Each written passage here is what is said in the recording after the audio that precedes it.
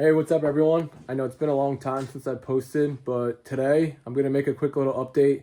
As you can see, I put the bike back on the lift so I can start working on it until the upcoming season starts. I've got plenty of time now to get done what I need to. There's a couple things that I'm still waiting on, and probably a couple things that I just forgot to order or whatever. You know how that goes. But basically, there's some cool things that I'm going to do to the bike, and there's some things that I'm going to do that aren't really that cool, but they need to be done. That just is what it is. Number one, the trans needs to be changed out, I believe. I'm going to change it anyways, yeah. Because one, I have it, and two, it's in better condition than the one that I have. And I believe the output shaft is bent.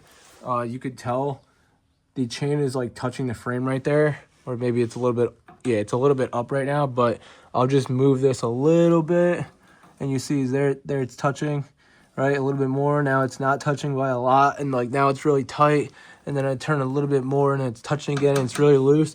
Yeah, well, think about doing that at 80 miles an hour, or like even at 10 miles an hour. You feel it, I felt that issue as soon as I pulled the bike out of the driveway last year for the first time. So it never got worse, it never got better. I went through 2 sets of wheels. Obviously that there's a tight spot, so you're pulling on the wheel.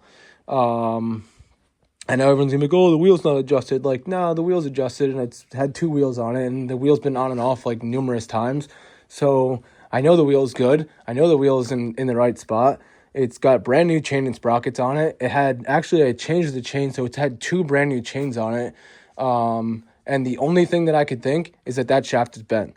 So, I mean, if you were to basically think about if the shaft is bent, over here, that's where the tight spot is. But as you rotate that, now the shaft is bent in this direction. So now there's a loose spot, right? So that's just where I'm leaning on that. I have a trans. I did mention last year that I wanted to change all the chrome covers that were all pitted and gross.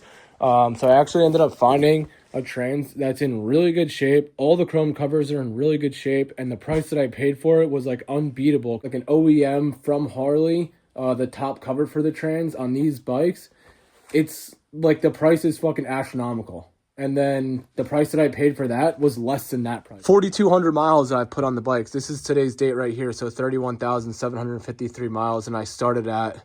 This number was a little bit higher than what the bike actually started at, but it's not much. I'm going to say we'll shave 10 miles off that. So it would be 27,510 or something like that, Had a good season last year. Did a lot of riding with some friends. Just enjoyed everything about it. But I didn't post a lot. Because one, I don't have a good camera. I need to get a good riding camera, either an Insta360 or a better GoPro, whatever. I just had an older GoPro, Hero 9 or something like that, or a 10. I just didn't like the footage. I think it was grainy. Also, mounting a camera to the bars of a Harley, it's not it's not really ideal. The thing shakes like crazy. So definitely want to change up a camera, get a better setup, and then good microphone and stuff so you guys could have some good audio. Obviously, I would love to do a ton of riding footage, just going to check out cool places, maybe going to a cool food spot, Hamburger or JP, go eat some burgers for you guys, right, and do some reviews. That was the whole idea of the channel was ride out to a cool spot, get a cool burger, do a little review, and then just share it all for you guys to see. But yeah, definitely want to do a ton more riding. Every year in July, the last weekend in July, we do a big ride. I mean, it's meaningful for us and our friend group. We lost a good friend back in 2023 in July. So I've chose the last weekend of July to do a big ride for him. We're up here in North Jersey. Anybody's welcome to join if you guys want. The more the merrier. It just spreads awareness for everybody, that rides. And we're all out here on the road together. And we all got to watch each other's backs. But that's that. There's little things like that we're going to do all year long. But a couple little other parts. I'll show you some other parts that I have for the bike right here. So I went ahead and bought for the front suspension, instead of drop-in Legends cartridge for the forks. And then because these require you to do a +2 fork tube, I have those sitting in the box as well. And then also here, I bought a little set of bling for the front end, you know what I'm saying, boy? I want to get rid of these black. I painted these black last year just to hide the old, tarnished look of the factory aluminum. But yeah, I think these are going to look sweet. I think the bike's going to come together really nicely again for the season.